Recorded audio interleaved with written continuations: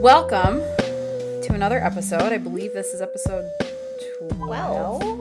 Welcome to episode 12. I am Garrett. I'm Katie.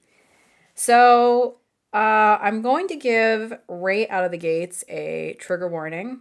This is a heavy episode. We're doing something a little bit different than our normal ADHD content. Kind of like we did last week. We talked about tarot last week. Yeah. Continuing with a little bit of a spooky season. Yeah, trying to, although this was supposed to be just like a spooky episode and turned out to be real heavy and dark. So, I am going to mention various types of abuse. And if that's too much, you just may want to skip this one and pick up with us next week. And I'm going to try not to get into too much detail. Yeah. Or show a lot of photos because I just feel like it's overexposing like something that's already traumatic and awful for people. So yeah. I'm going to try and communicate things but not be overly graphic. And also stay tuned because there may be some bonus content on this topic coming up in the future. So keep an eye out for that. And I'm also going to give the heads up. I'm going to try to give some background and context and not jump around too much, but there's just like so much to cover that I'll try and be organized, but it might be a mess. So today we are going to talk about the Willowbrook State School in Staten Island. For those unfamiliar, Willowbrook it's an infamous place. There's a lot of like urban legends surrounding it. I believe it was the inspiration for American Horror Story Asylum. I think that's like where they kind of got that plot, which I haven't watched because I am too much of a baby. Yeah, same. Yeah.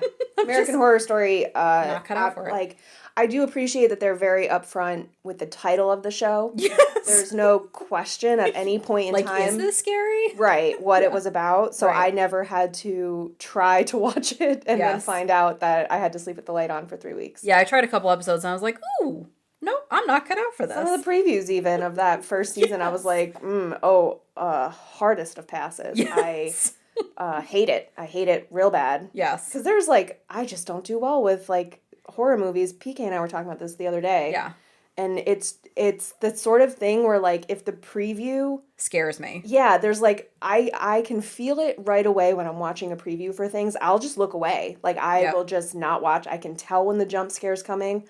I want no part of it. I do that like, I'm not listening. I can't hear this scary preview. And we'll literally like sing over it so that I can't hear it. Because I do spend a lot of time in movie theaters. I spend so much time like by myself. Like my spouse travels for work. So I'm in like this old house by myself a lot of the time. Totally. And no, thank you. Oh, don't want to be scared. Yeah, I live on the second floor of my apartment building, but that doesn't stop me from convincing myself that somebody's going to climb the walls. There's obviously somebody somehow. In the window, so how am I supposed to live like this? Yeah, they'll climb up the microscopic Juliet balcony that is, I'm sure, only holding on by like a staple at this point. So I first heard about Willowbrook from a documentary called Cropsy, which you can now see on YouTube. It came out. The info on YouTube said 2010. I can tell you the fashion in this documentary was solidly the early 2000s before 2010. And when I watched it, I called my grandmother because my grandmother's from Staten Island. I was like, hey, have you heard of this? She actually worked there, and I had another family member that also worked in the facility, which I was not aware of. So at one point, Willowbrook was the largest institution. I saw some places said in the United States, some places said in the world at this time, for people with developmental disabilities. And what time is that? It was in operation from 1947 until 1987. Oh, so that's kind of late that it started. Yes, especially like for the type of institution it was. Yeah, I feel like a lot of them you hear like, oh, they opened in like 1800s. Like 1890 or whatever. And that was a big era of like where institutionalizing people was like the go-to. So yeah, this is post-war. Yeah, it's late and there were buildings on the campus that were used for like tuberculosis recovery, like there was a quarantine area. So it went through a few different versions post-war until it landed on this. I think it was actually supposed to be for children, but there were adults and children housed in the facility. And when I say developmental disabilities, there were also people with physical disabilities, with mental illness, the umbrella. And of course, I'm going to try to use like non-ableist terms when I'm referring to people. These are not the way. I mean, I'm going to call it Oh, I'm developmental sure. disabilities, but the way that people were referred to was just like horrific in some of the things I read. So, Totally. the umbrella of diagnoses that fell under that was broad. It's on a sprawling, secluded, like wooded campus. It's on 375 acres in Staten Island. Like it's an enormous Wow. campus.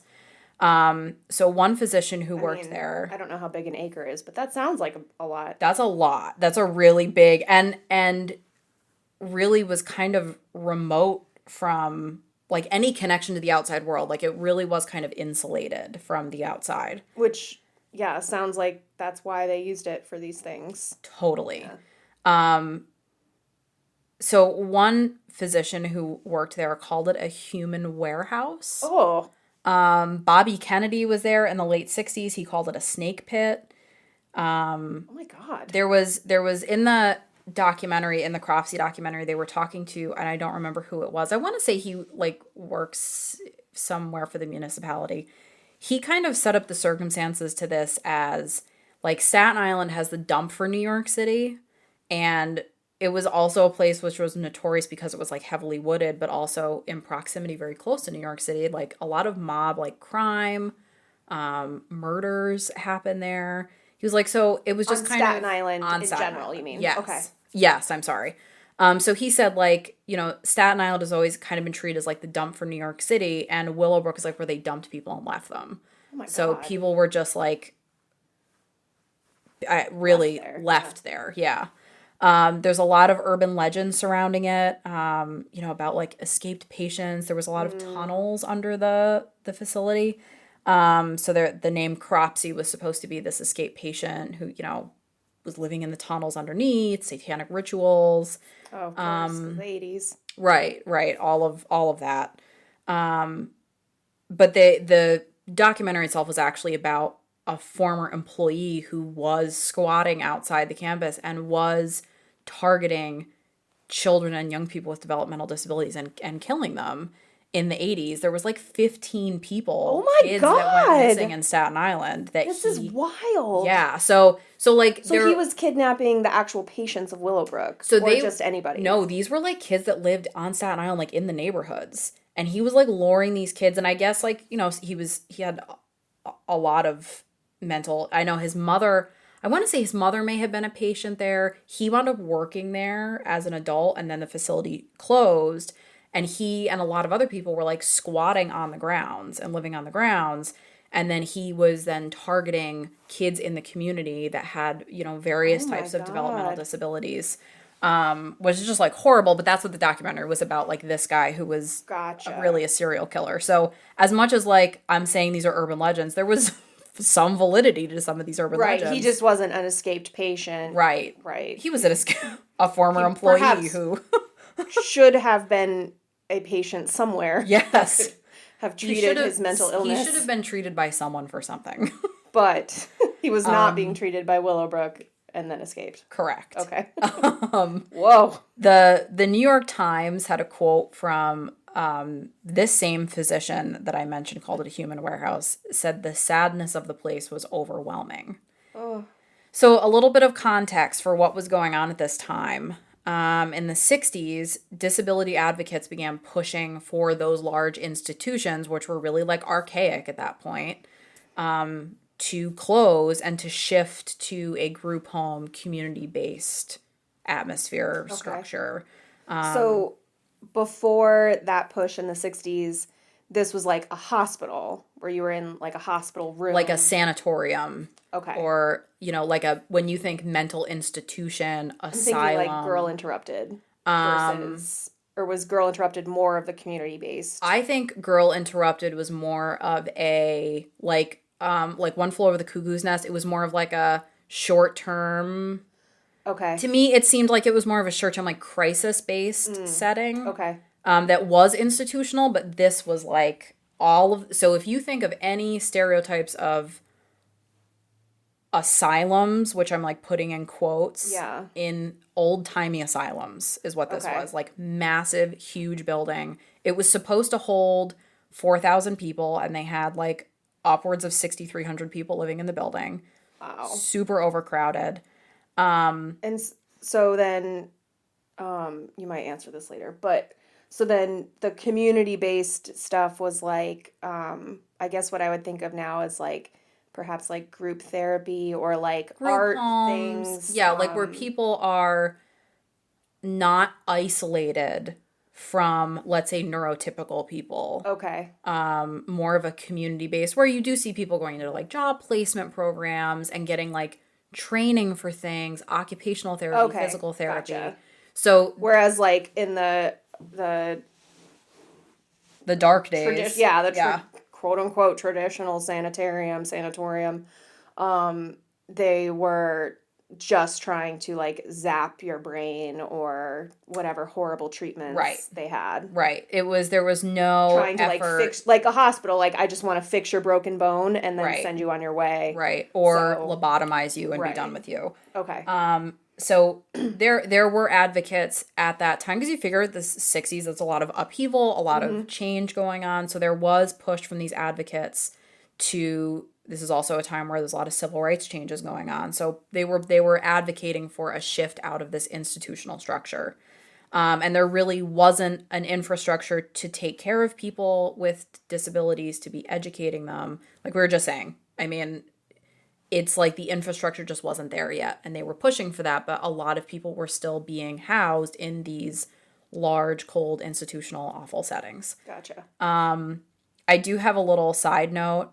This is also the same 1960s in which Nelson Rockefeller was the governor. Shout out to the Rockefeller drug laws, and he also enacted stop and frisk. So just to give an idea, I don't want to spoil anything. There winds up being a federal lawsuit in which he was listed as the first defendant. So, anyway, they were trying to phase out these places where people were not treated like people, ultimately. Okay. So, there was a lot of issues with Willowbrook. It was extremely understaffed. So, ratios, depending on the level of care, should be between like 2 to 5 patients to 1 carer. Okay. It was like 50 plus to 1. Oh my God. In some situations I saw, they were saying there was like 200 people on a floor and there was 1 person taking care of them. So extremely understaffed, also underqualified staff. I was gonna say, like, I would be terrified to be that I guess nurse, Right. probably, because it's not a doctor. And underqualified, so I don't think they were even getting Right. clinicians Well, working in this I mean, setting. they had a serial killer there, so. Correct. There was talk that really a lot of the staff was involved in criminal activity. So there was basically, because they were on such a secluded campus, it created its own hierarchy, social structure. There was like a black market where things were being sold, and also just created a lot of crime in the facility. Administration was also corrupt. So when there were families of these patients pushing back, they were labeled as like troublesome people and were isolated further. So, and is this a privately owned or privately run hospital? So it's actually a state-funded facility. Wow. So and what's terrible is like there's all these things where people are talking about the staff, but in addition to all this like terrible staff, you also have like staff where people are like desperate to help and just can't fight the man and like improve these conditions. It was like, one person trying to swim against a current. Yeah. There was one story, there was a woman who actually started writing in the Staten Island, what's the name of the paper? The Staten Island Advance. Her name was Jane Curtin, not the actress. And she was writing articles about the conditions and brought in a photographer, and they were like trying to like expose what was going on. Oh God, I'm so terrible for her, or I'm so worried about how terrible this story's gonna end. It's awful. Sorry. So, like we said, extremely overcrowded. Wait, what happened to Jane Curtin? Do we know? I mean, she's still writing. She was not the most successful person at exposing what was going on. Oh, okay. I thought for sure you were gonna tell me that like she got killed. Oh and her no. photographer Oh got no. killed. Oh no. It's not that dark. It's dark, but like not that kind of dark. But buckle your seatbelt because it's going to get worse. So I have also heard stories of the beds being so close together that you could just walk across the room without touching the floor because they just had beds like piled in there. You can go online and you can Google it, but again, like trigger warning, it's just really upsetting. I tried to share some pictures where it didn't have people's faces in them because it just feels kind of gross. But there's a lot of pictures of like cribs where you just have like 6 kids like piled in a crib sitting together that photos of people just like naked wandering. It was extremely underfunded. We know that cyclically there are periods, and I'm putting this in quotes, austerity measures. There were significant funding cuts, especially in the early 70s when the economy was not doing well. The oil crisis and Vietnam. And early 70s and late 70s were not good financially, and there was a lot of budget cuts that happened to Willowbrook during this time. And like severe, I don't have the stats, which I should have gotten, but intense budget cuts. The conditions were just really bad, just filthy. Like residents, the building, there was a lot of like not enough beds, not enough clothes. The bathrooms weren't in good working order. Like the facility itself was just in like disrepair. And because the understaffing was so severe, you just didn't have people who could like dress, feed, bathe residents, let alone teaching, enriching, anything nurturing. to like provide any sort of like quality of life, or like what you would expect to help somebody so that they could potentially build a life for themselves outside of or phase into like institutionalized environment, independent living at some point. Exactly. It was like just how to count coins or something, even like you can't. No, I mean, especially children who are raised in that, like totally. And there were people, I mean, you would talk to that they would interview who had been there for like 20 years. I mean, just like really like full blown especially neglect. And like 1946, like how many of those kids were just there because they had polio? Correct. So there's, and that's why I'm saying the umbrella was very broad. Right. So they really did like leave people to rot. They used seclusion cells on children. Illness was rampant. So I bet. Yeah, so much for the tuberculosis quarantine wing. Right. So there was a lot of communicable illness, but there was also like pneumonia, which they really attributed a lot of that to either people who have limited mobility that maybe aren't being moved around and are laying in bed a lot. Also, when you have people that have some level of physical disabilities, feeding themselves can be a problem. And when you're understaffed and you're supposed to be spending 20 or 30 minutes sitting with somebody helping them eat, and you're spending 2 or 3, and they're aspirating food, you have a very high level of pneumonia, high rate of pneumonia. Yeah. Plus, you said people were not dressed. So, you're not dressed for the weather. Like, it matters. Right. Like, you do need to wear clothing. Like, your body should still be insulated and warm. God. So, hepatitis was so rampant. A doctor who worked in this facility with funding from the Department of Defense decided to use Willowbrook as a case study, basically, for the spread, mitigation, treatment of hepatitis. So there was a 100% infection rate. Oh my God. Between community spread and, in addition, intentionally injecting people with the virus, intentionally exposing people to it's like someone who's infected. All over again. Oh yeah, but I mean, they would intentionally expose someone to someone else's like excrement to see what the rate of transmission was fully experimenting on people. So one of the things... And to do that to somebody who might have a cognitive delay and they don't understand... Or can't communicate and don't have a cognitive delay. Right. I mean... Yeah, like if somebody was like a nonverbal autistic or something like that, or had never been taught how to speak, so they don't understand how to communicate. And like the idea that like you're putting somebody through something who either doesn't know that they shouldn't be treated that way or can't object. Mm-hmm. Even taking away the consent issue. Yeah. But like, oh my God, just horrifying. I can't imagine like, Yeah. So they had like I guess there was a wing specifically where they did a lot of this We need testing to and defund the Department experimentation. of Defense is what I'm learning here. I've been Time to saying start it a for petition. years, but they don't need a $1 trillion budget. Correct. Obviously. Correct. If you think they're done doing this, guys, you're not paying attention. Yeah. They're still doing it They've for just sure. figured out other ways. Yeah, we just don't know about it. We'll get like a news brief in another 50 years. Like Yeah. Clinton, was it Clinton who apologized for MK Ultra? I think so. Yeah. It'll yeah, be like yeah. that. Oh, sorry about all those Hey, those remember that experiments we Iran did. Contra scandal? Sorry about that, guys. Sorry we melted your brains with LSD and lied to you Whoops. about it. So they would contact families and say like, hey, you know, we can put them from this facility into this other building. There's a short wait list, and then the ratios are much better, so they're getting better care, which really was where they were doing the experimentation, and they weren't being clear with the families about that. So the families weren't even aware of these hepatitis experiments being conducted on their family members.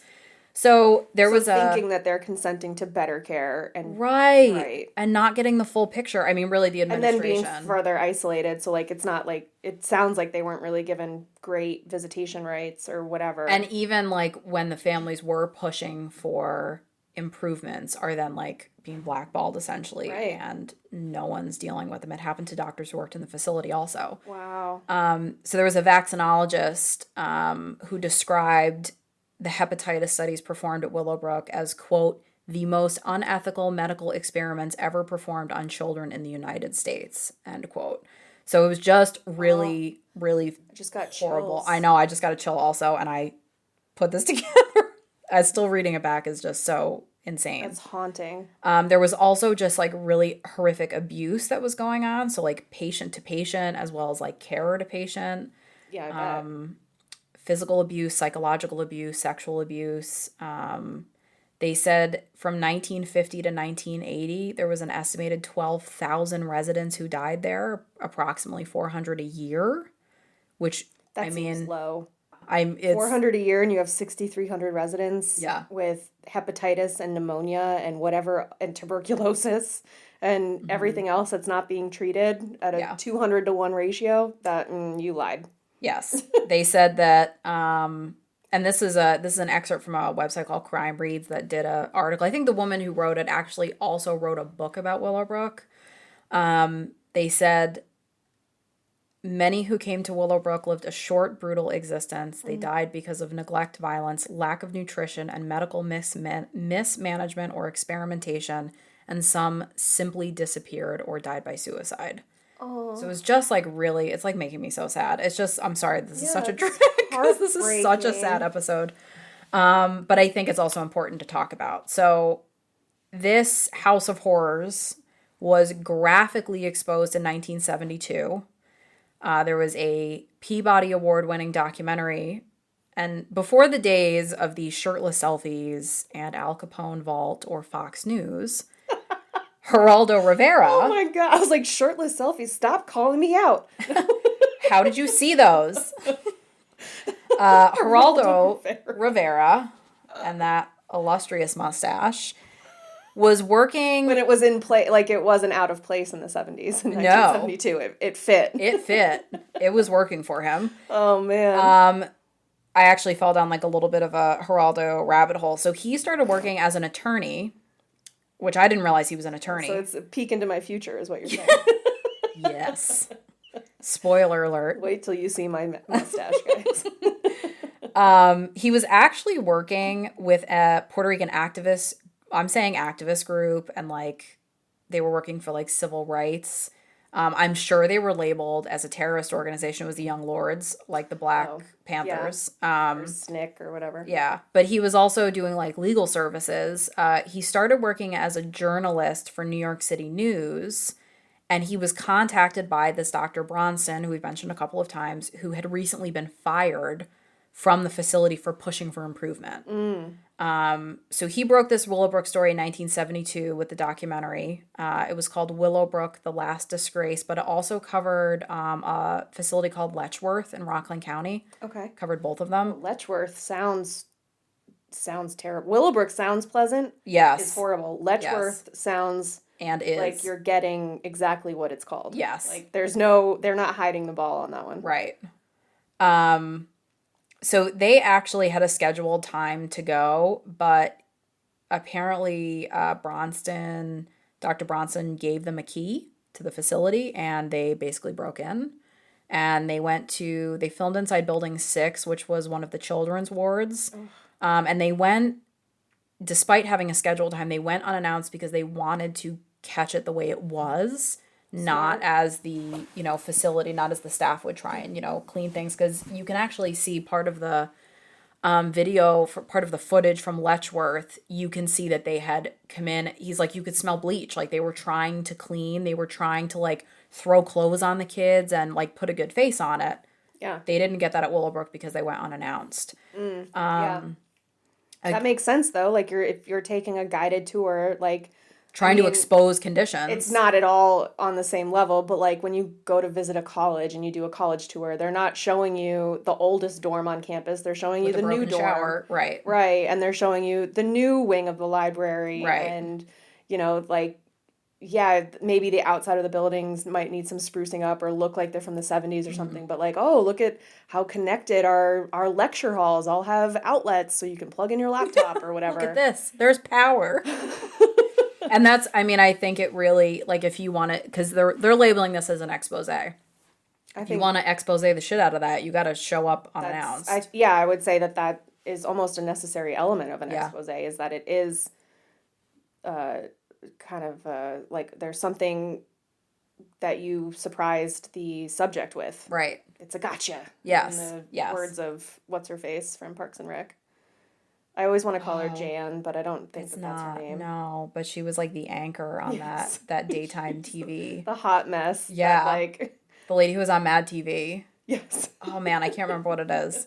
But not Michael McDonald, but Michael McDonald's mother when he was Stewart. Yeah. Correct. The other Michael McDonald. Right. So you can watch the documentary online. I will give you the heads up. It is very hard to watch. But the expose. The expose. Okay, not the crop, not the other one. They're both, I think they're both on YouTube. But it's just... The Cropsey one is not as difficult to watch, is what you're saying. No. It's also upsetting just based on the content. But this is worse. What's the name of it? It's called Willowbrook, The Last Disgrace. Ooh. I get what you were doing with the name, but slightly incorrect because there's been lots of disgraces to come, unfortunately. So the doctor who contacted Geraldo Rivera, and they worked closely, I guess, in this, he said that the other doctors on the facility, some of the other doctors in the facility, like, organized against him. He was punished for requesting things like painkillers, soap, sheets, surgery thread for sutures instead of upholstery thread, and requesting non-rotten food for the residents under his care. So Geraldo busts in with his camera crew, and just the whole time you just hear like wailing. It's just horrible. Because there's not even they're not even offering the opportunity for these people, these residents, to have any sort of dignity for themselves. None. Like if you're asking for sheets, correct, their sheets must have been just blackened. I don't know if they even had sheets, to be honest. I feel like they were just sleeping on mattresses. Right. And there's another video on YouTube that was put out by, I have the note here, the New York State Developmental Disabilities Planning Council. They did a video with Geraldo Rivera and a man named Bernard Carabello, who was a patient at Willowbrook, and he was interviewed in the original documentary. So they did, because now 2022 marks 50 years since the expose. Oh, wow. So they did they revisited the topic, and they did an interview with the two of them. And I can tell you, Geraldo Rivera, who I don't think we know as being the most sensitive of men, actually got choked up talking about 50 years later what he saw. He was like, it's just like the smell was overwhelming, people just filthy, and the sound, it's just like, even turning it on for a few minutes, it's just like, it's hard to watch. So it obviously... And what was that again? The name of that? Oh, I don't have the name of the video, but it was done by the New York State Developmental Disabilities Planning Council. Okay. And you can see it on And YouTube. it was put out this year? Yes, it was put out earlier this year. And it's a great video, and they do an interview with Bernard, who has cerebral palsy. And he does, I mean, like, one of his requests in the video that the original documentary was like, I want to learn how to be a better reader, because he's a completely functional person. He just has some physical disabilities. Right, yeah. If you've never met, listener, somebody who has cerebral palsy, it truly just simply physical Correct. difference. Yeah. It doesn't, I mean, I think it can potentially affect your neurological development, because I think it's more often than not a birth injury, as a result of what the fetus or the child goes through in the birth canal. But as a consequence of losing oxygen for a period of time during childbirth.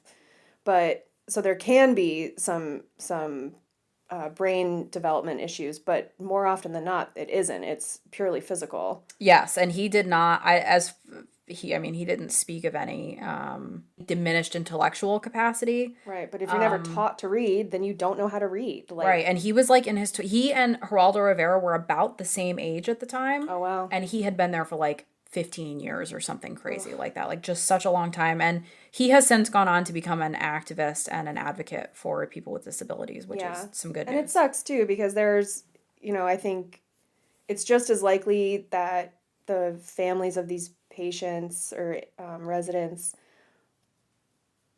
they could have said, like, we don't want anything to do with this person who's other, or we don't know how to help this person. We don't have the resources to modify our home so that they can get around it. Or even like, where do you even begin if you have no concept? And because, like, again, folks, there was no internet back then. It's not like now, if you find out that your child has a developmental disability or a physical disability, you can Google what to do and what resources you can ask for at school or whatever. I mean, the Individuals with Disabilities in Education Act wasn't passed until 1964. So when Willowbrook opened, public schools were not required to provide any sort of assistance to students with any sort of learning disability, at least, let alone a physical disability. So they didn't have to have ramps at school. They didn't have to have doors that were wide enough for a wheelchair to fit through. We are going to get there. Oh, shoot, sorry. I got ahead of myself. I'm sorry. I did my law school thesis on the IDEA Act and how it. Oh, did you? Yeah, and how it needs to be amended to make IEPs and 529 plans. Yeah. Or 504 plans in schools include the social ramifications of those assistances that are provided to students, because if you're providing a student with somebody to, like, sit with them in class to help them take notes. It's isolating. Exactly. Yeah. And then that creates a social barrier for those students where they can't develop their social skills properly because they're, so I did a whole paper on that. Oh, that's really interesting. In law school. Oh, what a nice, tie into this. So that's my soapbox. And I'm going to knock it off it for the rest of the episode. Obviously, when the documentary was shown, people were outraged by what they could see. Good job, people. Yes, it worked. It was effective. So the Exposé helped empower parents, in addition to Dr. Bronston, and the New York Civil Liberties Union. And they filed a federal lawsuit. And they stated that the constitutional rights of the patients had been violated, and they listed off all of the significant issues. Indefinite confinement, not releasing people that were eligible to be released, not conducting periodic evaluations on people and reassessing what they need, didn't even provide proper habilitation for residents. That should be the whole purpose why they're there. Right. They didn't provide adequate educational programs like speech, occupational, physical therapy. It was overcrowded. Lack of privacy. So what was their lawsuit alleging? Just that they Neglect? that these constitutional rights had been violated. Oh, okay. Yeah, I guess like life, liberty, freedom. Right. I mean, they went through like they didn't protect them from theft Oh, of okay. like their Personal property, stuff. yeah. I mean, they were assaulted, injured. They couldn't even provide like clothing and meals and toilets. Oh, yeah. So, yeah, unlawful search and seizure because They were it's a state-run confining people hospital. to their beds. Yeah. So, cruel and unusual punishment, Lack of violation of the compensation 14th for Amendment. work performed was another one. Oh, yeah. Inadequate medical facilities, and obviously staffing, as we discussed, was a significant issue. Yeah. So ultimately, this led to a 1975 federal court settlement where New York agreed to establish a group home system and would move the Willowbrook residents into small group homes. And they did pledge that each individual had a constitutional right to protection from harm. And like I said, they listed Nelson Rockefeller as the first defendant in that lawsuit. Fuck that guy. Yeah, fuck that guy. And that's what I was like, fuck that guy. And I read about a couple positive things, and I was like, no, fuck that guy. No, fuck him, because Yeah, fuck Nelson him. Rockefeller is from the Rockefellers Yes. that had more money than God. Yes. And have had more money than God since the mid 1800s, Yes. if I'm recalling correctly. Yeah. Fuck them all. Fuck 'em. Like Rockefellers, Roosevelts, all of them. All of them. Fuck them.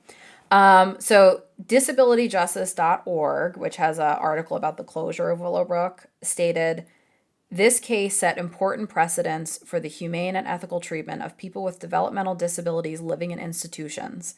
This, in turn, served as the impetus for accelerating the pace of community placements for people with developmental disabilities, expanding community services, increasing the quality and availability of day programs, and establishing the right of children with disabilities to a public education. So this laid the groundwork for national reform in the care, education, and housing of people with developmental disabilities, such as the Protection and Advocacy System and the Developmental Disabilities Assistance and Bill of Rights Act, which was in 1975, the Education for All, and again, this is a dated phrase, for All Handicapped Children Act in 1975, and the Civil Rights of Institutionalized Persons Act in 1980. So those being passed, that was the first federal civil rights laws protecting people with disabilities, which then led to the enactment of the ADA, the Americans with Disabilities Act.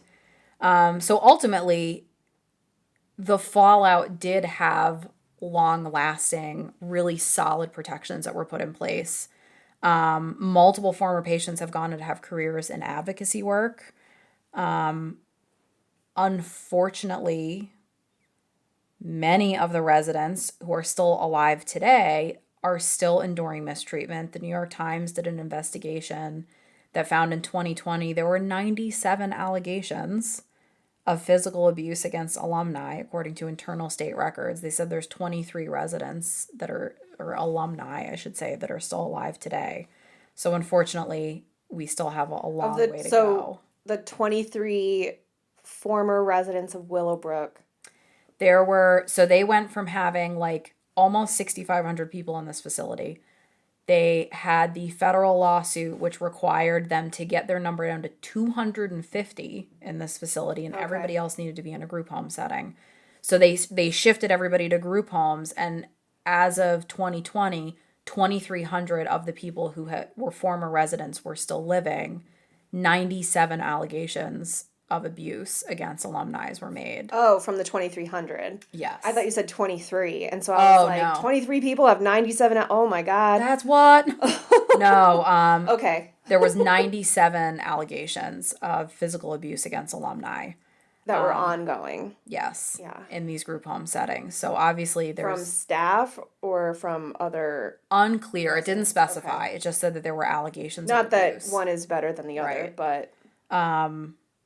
So I think we can all agree, obviously, there was a long way to go in the United States on many fronts, but definitely disability rights, mental health services and access, ableism in general. I think Willowbrook does give us some perspective on how much has changed in 50 years and that you can go from being a Puerto Rican activist to a Fox News pundit. We don't really know how that happens, but The campus now is used by the College of Staten Island, and they actually put in a walking route called the Willowbrook Mile, where they still have some of the buildings standing that they aren't using, and you can walk a loop, and it has a series of signs that are up that talk about what happened to increase awareness so that people understand, what happened there and kind of explaining the story. Oh man, you go there at night though, it's gonna be Oh, like Gettysburg. spooky. Yeah. And that's one of the big things, like all those urban legends, there's constantly like teenagers Oh, I'm breaking in sure. there and, scaring each other and, all of that. Totally. I mean, it's got to be haunted as fuck in those buildings. Oh, yeah. Like there's just no way. terrifying. Like that much trauma in a single building. Like if you it's follow the bad. stone, is it the stone theory or stone placement theory? And it's basically like your energy passes to the building. And that's why like certain spirits can't leave a building, and then like other spirits can like attach to a person. I don't like any of that information. So on this, in this research, You wanted a spooky episode, folks. You got you're it. getting it. You'll never look at a stone the same way again. I did take some ADHD side quests in researching this. The Rockefellers, obviously, and Nelson Rockefeller, did some research on them. I'll be honest, most of my side questing involved Geraldo Rivera. His That's career reasonable. and, That mustache is distracting. Not your fault. I'm going to tell you the list of things I had about side quests that I took about Geraldo Rivera. Okay. Career in social media, shirtless Geraldo pics. Then I started looking for orange Geraldo glasses because he always wears these orange glasses. But also, he is 79 years old. I know, wild. He's had work done for sure. I don't know, but you know what? You're going to get the shirtless selfie picture so you can make that determination on your own. All right. I wonder if he had pec implants. I don't think so. I got to be honest. Like, I was Googling. Obviously, I've done a lot of Geraldo Rivera Googling. Not that anybody asked me to or I needed to. You're going to get some weird targeted ads next week. Yeah, I'll say, even though he's the worst on a lot of fronts, like, he did, what he did was important. And it really was, even though Jane Curtin was doing it the full year before, trying to expose it, who's going to listen to a 21-year-old woman who's a journalist writing in the Staten Island Advance? But he really broke. Yeah.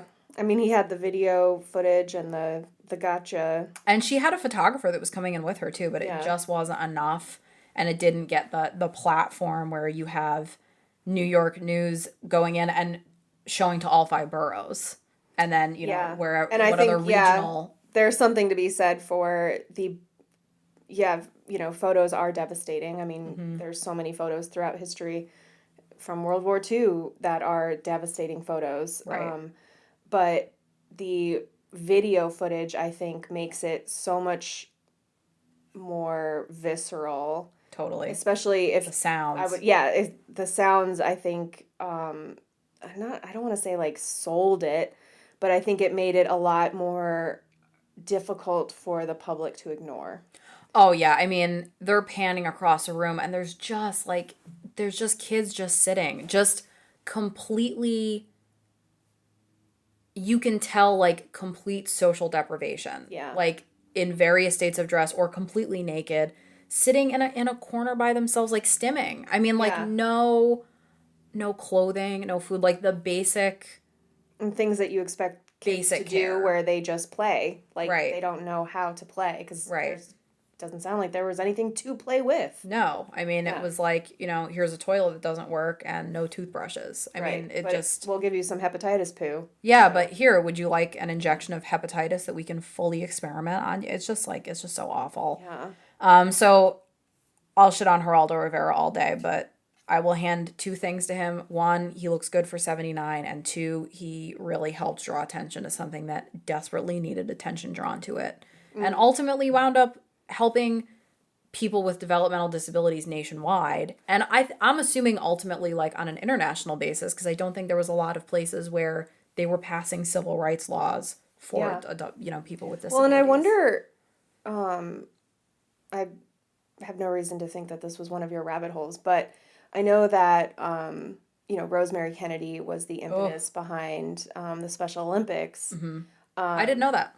Oh, you didn't? No. Yeah. Their sister founded the Special Olympics in Rosemary's honor. Really? Oh, that's interesting.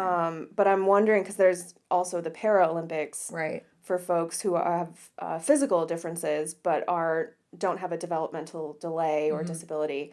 And I wonder if when this came out, they made that change of having the Special Olympics and the Paralympics as being different items, or if they were grouped together like they were at Willowbrook. Yeah. Because the needs of those groups are different. Right. Right. If somebody needs, it's that thing, that image of the three people standing at a fence to watch a baseball game, and one is really short, one is like medium height, and the other one is tall. So the tall person can see over the fence, no problem. The medium person can see if they like stand on their tiptoes or whatever. And then the short person can't see anything. And it's it's relatable. Can't yeah. see anything. Never But can see. The message of this is like they show, they're like, okay, equality, everybody gets the same size step stool. And the short person still can't see. Yeah. The middle person can now see comfortably, and the tall person who didn't have a problem before, they're like, now, great. Right. They're like, cool. Now I can block other people. Right. So they were like, equality does not always equal equity. Right. And then the last image is the shortest person on a really tall step stool, so that they are seeing over the fence in the same height as everybody else, and able then to interact with their peers in the same way. And it's that kind of thing where like it's the goal is equity, not equality. And yeah, like one size fits all is not right. It just doesn't work. Right. Like there's some things, especially when it comes to like something like a standard of care or adjustments that need to be made, or something that's available in the facility, there's vast differences, and it's a diverse set of diagnoses that are putting people in these situations. And Totally. I mean, especially when you look at the fact that it's not just developmental disabilities that was putting people in Willowbrook. It was physical disabilities. It was mental illness.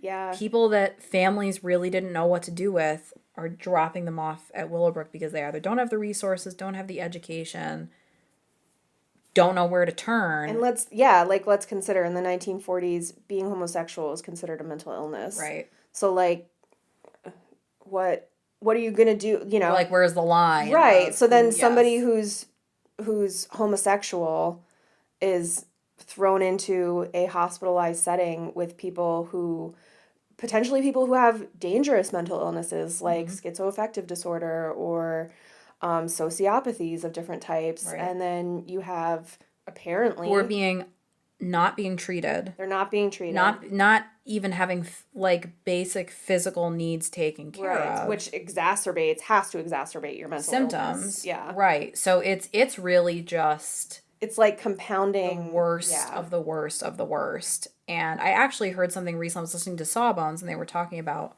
a mental illness diagnosis, but they kind of explained it like every mental illness diagnosis is really a spectrum of symptoms, and some people have this many, some people have this many. It kind of varies person to person how things represent.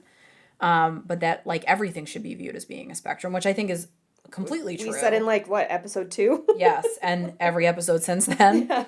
Everything is like a spectrum of diagnoses. Yes. So the fact that they were approaching everything with this just universal neglect. We have human A who has depression, we'll say. They're going to be treated exactly the same as human B who has bipolar disorder and has manic episodes. And so whether those treatments should be the same for those people or not is irrelevant. Right. A person who gives birth and suffers postpartum depression will be treated the same as somebody who has crippling anxiety and agoraphobia.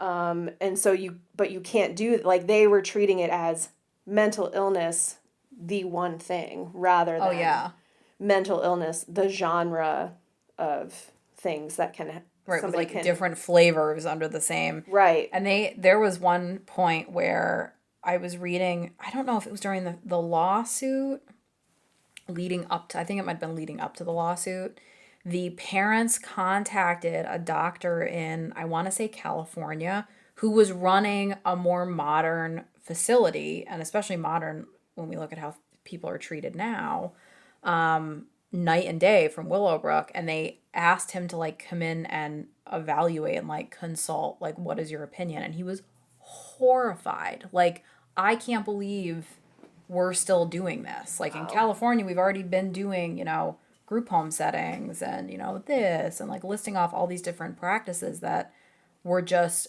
light years beyond what they were doing in Willowbrook. So like not Which only is was wild because yeah, New York is, I mean, usually living here, we're at least told right. we're so progressive. We're on the front Yes. lines It's of very strange to read scientific this advancement, blah, blah, blah. because we really like politically, socially, we usually are not like the cutting edge, but like we're usually ahead of the curve when it comes to changes like that.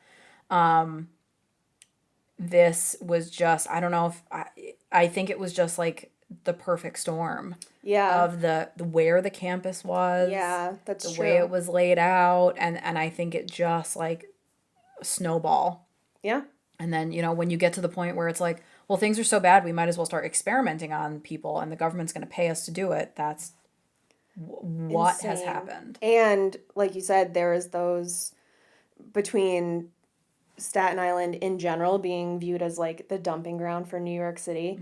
And then you have mafia ties and presence on Staten Island and everything that goes along with that. And then because it was so isolated, the workers created their own hierarchy, and there's that black market thing, and it creates these layers of situations where then when you start to complain, if you are able to articulate, you went there after you had finished maybe primary school, and you're able to say like, excuse you, I'm hungry and filthy and I would like a shower, please. What the hell? Yeah.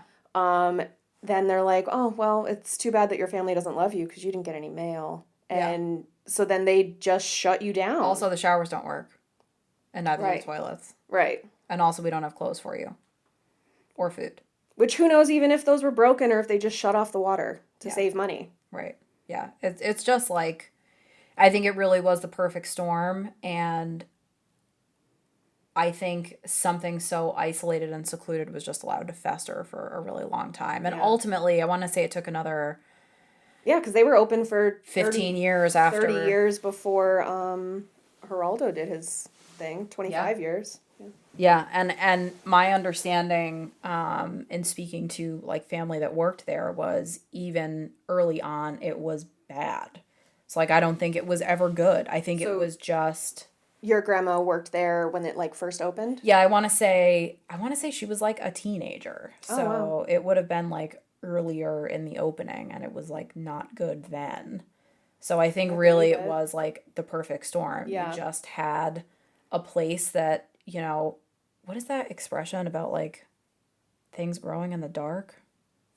Something about lies and mushrooms. I don't know. I don't remember what it is. Oh. But like, when the light of day is not shining and you don't have outside people to be like, what the fuck is going on here? Right. Things like that get worse. And it's just a really horrible story. I mean, I'm glad to say that there was some good that came from it, but really at the expense of thousands of people and families. And that's the other thing that I think always baffles me with any of these stories about old-timey horrible hospitals is the overpopulation issue.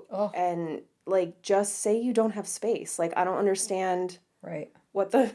Like, what do you think is going to happen instead? Like, just say you don't have room. I don't know if it's like a funding thing. Like, are they getting more funding based on bodies versus, like, who's paying attention to capacity? So I think ultimately, you've got situations too where when you don't have a lot of oversight and you're boxing out people, families that are complaining and you're, running experiments and you're getting state funding.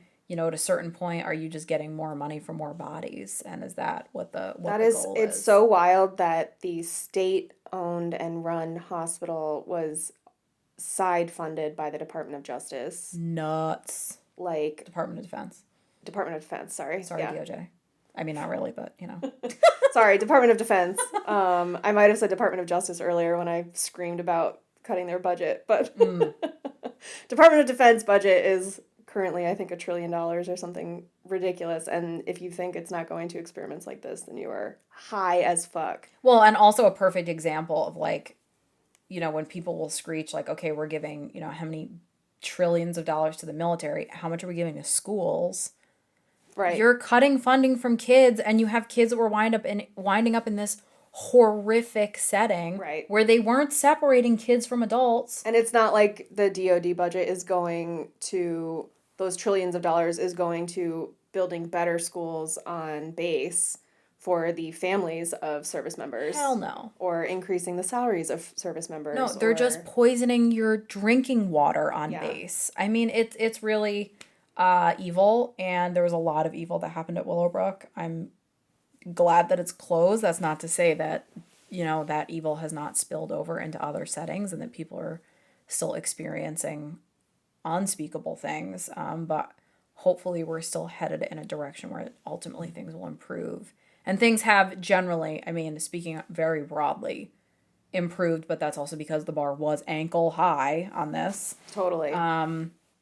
So that was Willowbrook. Very upsetting. So sorry to be a drag this week, but I think it's also an important story to talk about. If you stuck in this long, thank you so much. And we'll be back next week, back on our regular bullshit, I think. Yeah, I think we'll be going back to some ADHD things. And definitely keep letting us know, I mean, stuff you want us to talk about. And anything that you're interested in, guys. We are very open to it. Especially mental health stuff. I'm such a nerd about that. Yeah. We love a good hyperfixation tangent. Yeah.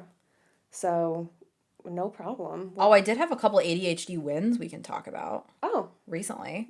That'll be a nice way to end it. Yeah, I was just thinking that to myself. I took a day a couple of weeks ago. I actually texted you when I did it because I was so pumped. And I went through and just like rescheduled all the things I needed to reschedule, called and asked questions about the things I had to ask questions about, just shit that I had been kicking down the road for a couple of months that I didn't want to take care of, that were just like nagging me. I took care of, and oh man, it felt so good. That's nice. So nice. That was my little ADHD win. Also, realizing that dry erase boards are way more effective for me than writing things down on paper. So I've been replacing everything with dry erase. So that's my other win. That is nice. Yeah. My win is I did get my new planner. Woo woo. That I did post a reel of it on our Instagram page because I was so excited. They're great planners. Got low key called out by a different ADHD account. So yeah, I'm excited to use this planner. I think the layout will really work for me because there's a page within each weekly spread. The week is on one side of the book, and then on the other opposite page is a page to like take notes and jot things down and keep lists. So yes, which is great. Yeah, because more often than not in planners in the past, I've had to, I mean, I'm a Post-it fiend, but I have Post-its all over my other planner from different like grocery lists or whatever. You know, listener, you just you just write something down so that you get it out of your head, and then you you move just on with what you're thinking about. Get overwhelmed because you have 400 sticky notes, and they're all for different things. And in my past planners, I really don't need to write my full day schedule in my calendar. It's truly just reminders, appointment here, recording then, whatever. Things like that. So I don't need that much space on each day, but I do like to have a weekly spread in addition to the monthly spread. Same. And so, yeah, I'm very excited that I finally did that. Also, you'll be proud of me, listener.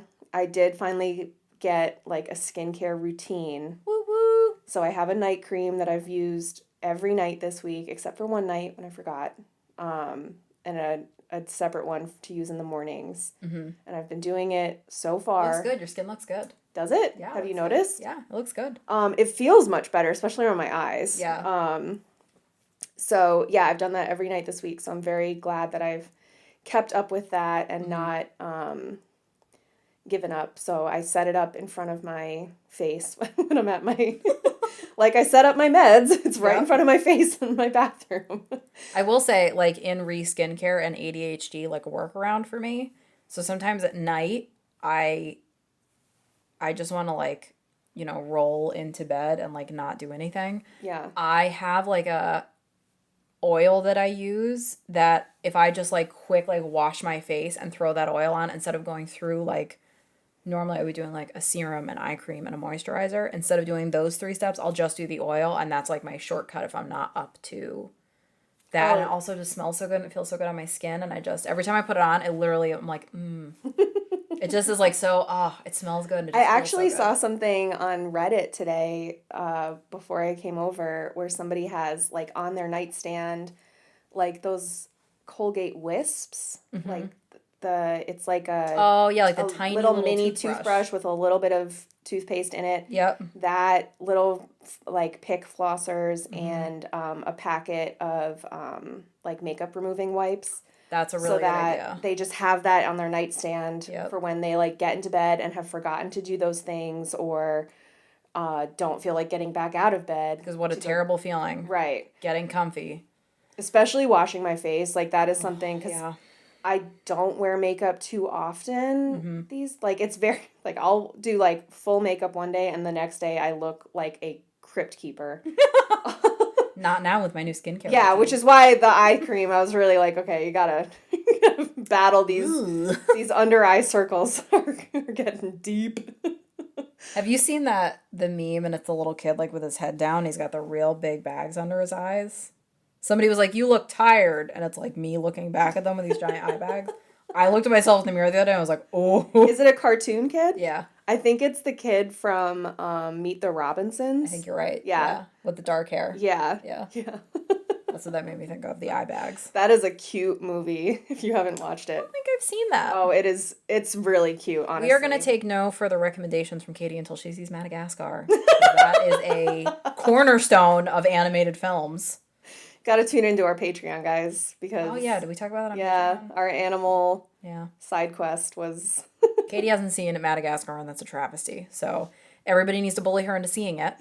I'm gonna keep bullying my spouse into seeing Emperor's New Groove, and That's true. she's gonna bully PK into Hocus Pocus eventually, the first one. Oh, have you seen the second one? I did. Yeah, it's cute, right? It is I really liked cute. it. Yeah, I thought they did a good job. I'm normally not into sequels, but I thought they did a really good job of like incorporating it. I agree. My biggest beef, because I did have one beef, which Also on Patreon. Also on Patreon, you should tune in. And I've been using the word beef a lot lately, Yes. for a vegetarian especially.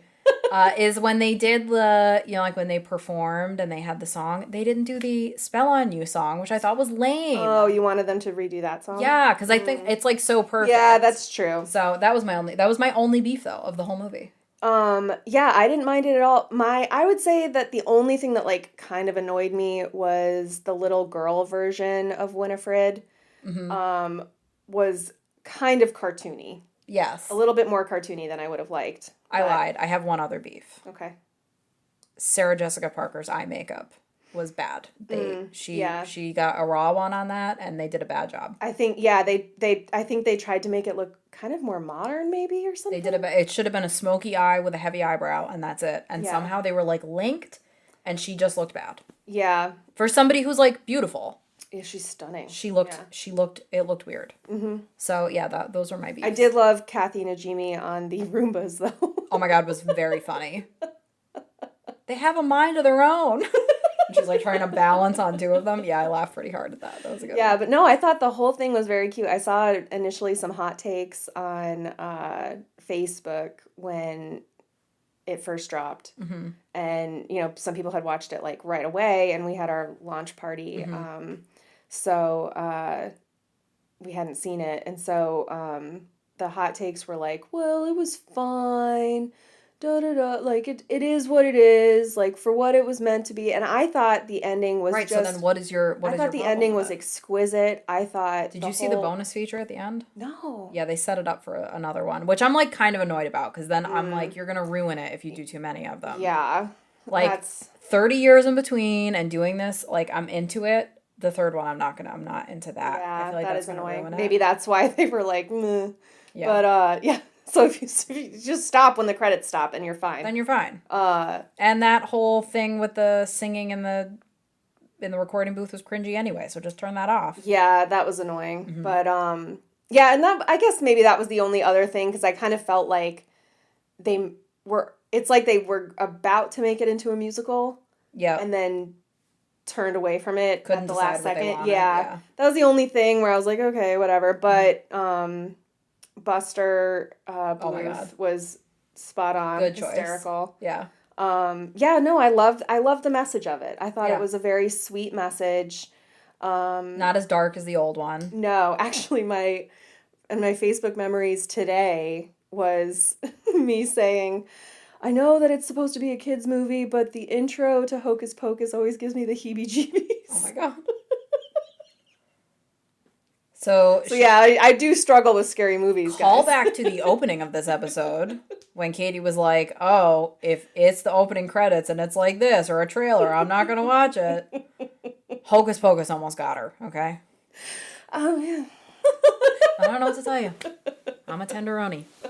It's true. Just a tortellini filled with knives. Just afraid of scary movies. So my ADHD win is being able to loop us back to the beginning of the episode. Look at that. It's a perfect circle.